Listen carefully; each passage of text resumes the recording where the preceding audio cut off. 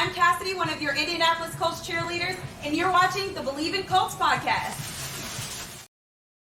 Welcome back to Believe in Colts. I'm Lawrence Owen, and today we are going to go over my 2024 Offensive Breakout Players of the Year for your Indianapolis Colts. There's going to be some controversy in this. Obviously, a lot of people are going to disagree with this, but that's the great thing about going about this situation is everybody's going to have their own opinion. I'm not only going to give you my opinion, but for the reasonings for it, and with that being said, this has everything to do with Anthony Richardson being the starter. Okay. That is going to dictate a ton when it comes to who I believe the breakout players for this team will be, because the plays that are called on the field will dictate whether or not, by Anthony Richardson. If Anthony Richardson is hurt and Joe Flacco gets out there, there's not going to be nearly as many RPOs called. I'll guarantee it, right? Because let's face it, Flacco is pretty good from the pocket, but he's called Statue Joe for a reason. He doesn't move very well. All right. So it is what it is. Now, a lot of you are going to come back at me and be like, you remember Matt Ryan. He didn't move very well, and, he had the longest run. That was an aberration. Flacco's not going to take off on a 41-yard scramble. I promise you that much. But in this game with the Indianapolis Colts, with Anthony Richardson being at quarterback, there's going to be a lot of RPOs. There's going to be a lot of run plays called, pass plays, option plays, just in general. And because of that, that's going to dictate who is on the field. Because in an RPO system, you are going to want guys who can block on the field. And that just flat out, availability is going to equal opportunity. And that is why I'm making my list based off of that. Now, before I get into it, I need to remind everybody that BetOnline is your number one source for all your summer sports this season, from Major League Baseball, golf, National Basketball Association, and the NHL playoffs. Get the latest stats, news, and scores to be able to follow your favorite teams. Get the latest odds, lines, including the latest team matchup reports, player props, and odds on just about every sport out there. Head to the website today or use your mobile device to get in on the action. BetOnline, where the game starts. Now, with that being said, earlier when I was discussing, you need to block. You got to be able to block. And for me, there are 5 key blockers on this team who are very good at blocking. Okay. And in no particular order, you got Mo Alie-Cox, Michael Pittman Jr., Alec Pierce, Andrew Ogletree, Kylen Granson. Those are your 5 big-time blockers. Now, we do have another wide receiver on the team that was hurt all year last year. He's another person that could be on this list, but he's not going to overtake anyone on this list, in my opinion. And I'm going to have to knock out Mo Alie-Cox. Why? Well, for multiple reasons, but the main reason, he's been in the league 6 years already, heading into his 7th year in the National Football League. If he was going to break out, he would have done it back, say, in what year was that? Back in 2020, right? When he had like 4 touchdowns, or 2021, back when he had 4 touchdowns, and over 300 yards receiving. But that was his best year. That was his best year. Now, he's a damn good blocker, but he has not been able to show the ability to get separation. Okay. So I'm going to have to leave Mo Alie-Cox out of this conversation in the breakout opportunity. That's going to leave the other guys. Now, Michael Pittman Jr., He's obviously not in it either. He's already broken out. He's got 1,000 yards. He's got the massive contract. He got, what he had to have. Nice little statistical year in order to get him his mega contract that he just got done signing this past offseason. So the next guy on the list, you're wondering, look, well, we got multiple receivers, right? Look, I understand we just signed, Adonai Mitchell. Well, why don't he break out? Normally, you leave breakout players that are rookies off the list because generally you don't walk into the NFL and become an instant, oh my goodness type player, right? So, and on top of that, as I said earlier, in an RPO system, you got to be able to block. And from what I've seen on tape, Adonai Mitchell leaves a lot wanting when it comes to blocking, just his willingness to block, let alone his ability to do so. So that's going to take time to develop. It's not going to be something he can get done in one off season. So I'm not putting Adonai Mitchell on there. And then, of course, our 3rd round pick from last season, Josh Downs. He's a slot guy, smaller fella, not exactly a great blocker. You're not going to see him on the field consistently. You'll see him when there's 3 receivers or more, right? Obviously. But most generally, he's not going to be out there in 2 tight end sets and things of that nature. With an RPO system, you're going to see a lot of 2 tight end sets, even though we have now potentially 4 decent receivers on this team. We could see a lot more 4 wide. And I'm not going to deny that. But again, availability creates opportunity, and being able to block helps your case for being on the field more. And, you can't just walk out there and be like, all right, so we're going to have these sets of guys who can block go out there on RPO and run plays, and then this set of guys when it's just pocket passing plays. You can't do that, because after a game or 2 of doing that, every team in the NFL is going to pick that up on tape, and then they'll be able to recognize what type of play is going to happen based on personnel on the field. So you got to be able to not only run plays and catch the football, but you got to be able to block so that you can stay on the field longer, so that, the other team does not know what kind of play is happening. They could be running it here and asking you to block, or they might be asking you to run deep down the field for, a 50-yard bomb and a touchdown. So that is why I have Pierce over Adonai Mitchell. It's why I also have Pierce over Josh Downs for the breakout player guy. Now, a lot of you are like, but this is his 3rd year. Pierce hasn't really made that jump. Alec Pierce hasn't had a good quarterback with an opportunity to utilize his true functions on the team, right? In 2 years.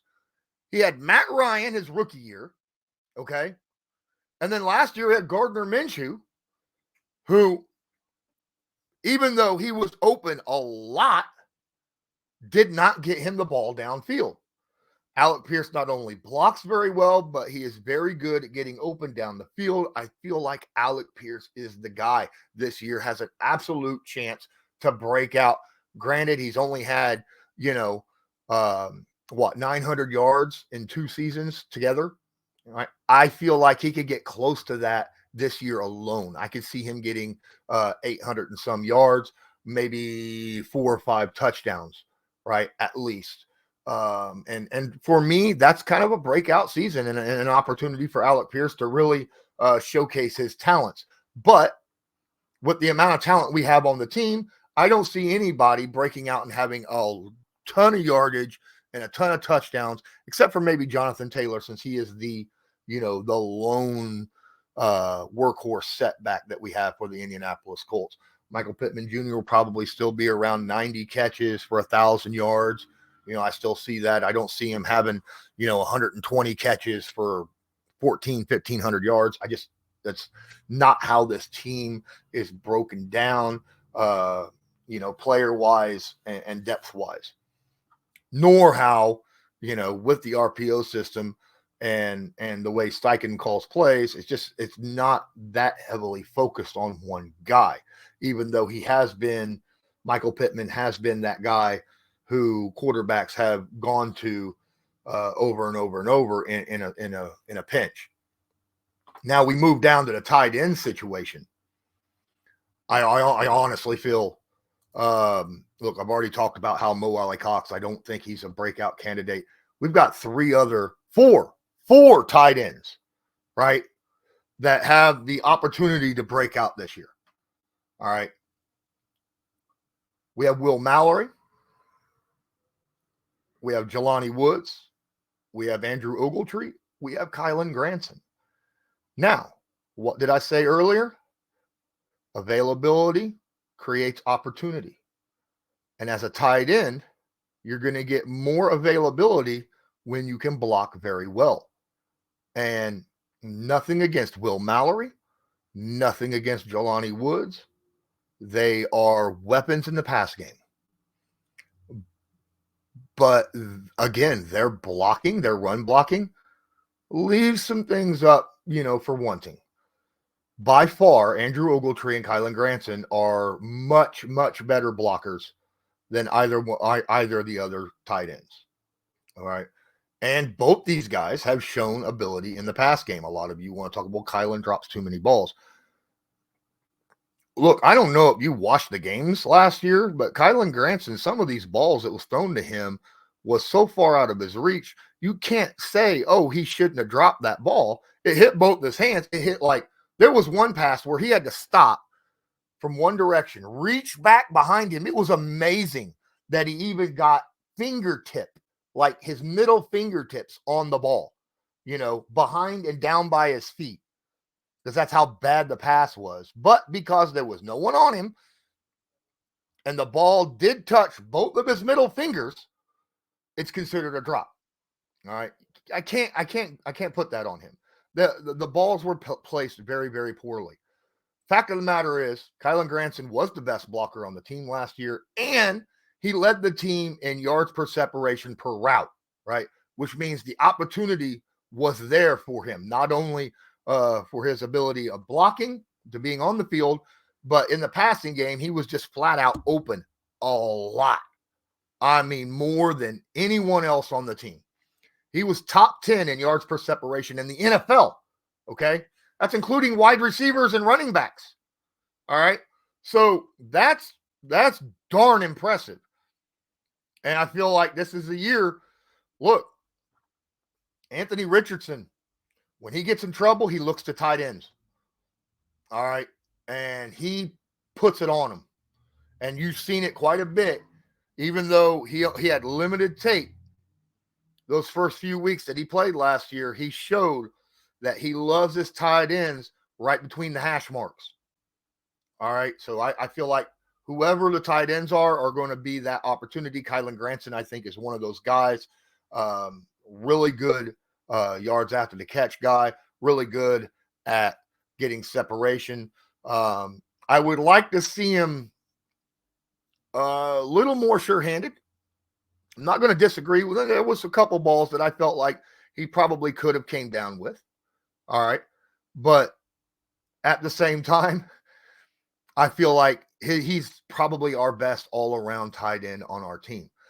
The next tight end that I want to talk about is Drew Ogletree. All right. Drew Ogletree is, in my opinion, a lot like Kylen Granson. A tad slower, but a lot bigger. Andrew Ogletree, to me, is the guy everyone was hoping Jelani Woods and Mo Alie-Cox was going to be, okay? The big guy that can make the huge target in the middle of the field. Drew Ogletree is a big, tall guy. He stands eye to eye with me. Now, I'm 6'6", all right? And he stands eye to eye with me. I actually if I remember it, I had to look up a little at him, right, when I interviewed him face-to-face. It was quite impressive. Ogletree had a bit of an injury last year near the end. And then, of course, you know what happened. Plus, he had the injury the year before. If he could stay healthy, he's going to see the field a lot. while he was healthy, he was one of Anthony Richardson's favorite targets last year, right? By far, one of his favorite. Plus, like I said, he blocks incredibly well, which means he's going to have the opportunity available to him to be on the field quite a bit in order to get those targets. Now, like I said, nothing against Woods, nothing against Mallory. Both very good receiving tight ends. They still have work to do when it comes to blocking. All right. So those are my three guys that I feel like are going to break out this year. Now, I'm not saying that Kylen or Andrew are going to have 1,000-yard games, okay? But I could see either one of them having 600 yards, 3 or 4 touchdowns, and a plethora of tape showing a lot of really good blocks, either in the run game or blocking downfield for Anthony Richardson when he decides to tuck and run on an RPO, right? Or design quarterback run. You know, these are guys that can legitimately do that. So I feel like those are my three guys: Alec Pierce, Andrew Ogletree, Kylen Granson.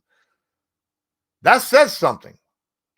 Again, because there's a lot of talent with Will Mallory. There's a lot of talent with Woods. There's a lot of talent with Adonai Mitchell. There's a lot of talent with Josh Downs. But availability equals opportunity. And that it is what I can't repeat that enough. Cannot repeat that enough. Kind of like that. So let me know in the comments who you think is going to be the offensive breakout player of the year. You know, guys that have potentially the chance to break out. All right. This upcoming season for the Indianapolis Colts. I hope that more than that breaks out. I hope that we have an absolute fantastic offense. And I think we do have a very, very, very good offense. I think there's a lot of talent on this offense. We're very deep across the board now, as opposed to what we were this time last year when dealing with the injuries and things of that nature, when we were so thin across the tight ends. We weren't thin, but we still had injuries, which made us, more normal. People thought that our tight ends were a weak point on our offense, and I felt like, no, it wasn't. I felt like we had a lot of good tight ends. It's just we had a lot of injuries we were dealing with. All right. And the quarterback play wasn't good for them. Wasn't good for tight ends. The quarterback was more when he checked down, after Anthony Richardson left, he checked down the running backs a lot as opposed to tight ends, where Anthony Richardson checks down the tight ends more than he does the running backs. So that is a big, big deal to keep an eye open on. Please don't forget, smash that like button, hit subscribe if you're not subscribed, tag that notification bell so that you are notified next time we go live or upload a video. And if you're listening to this to an audio podcast, please make sure you click a rating and leave a comment. Let us know what you think. Give us some suggestions. Like I said earlier, let us know your opinion. Who do you think? Now, I'm not asking who you want to break out. I'm asking who you actually will, right? I want everyone to break out. But I'm using my thought process on why these guys have a better chance, in my opinion, of breaking out than certain other players on the team. All right. So I think that's going to do it for this episode. I've had a blast, and I'm going to continue to bring out more stuff. So keep an eye out. And until next time, I'm Lawrence Owen. This is Believe in Colts, brought to you by Bet Online. And as usual, go Colts. Do you believe?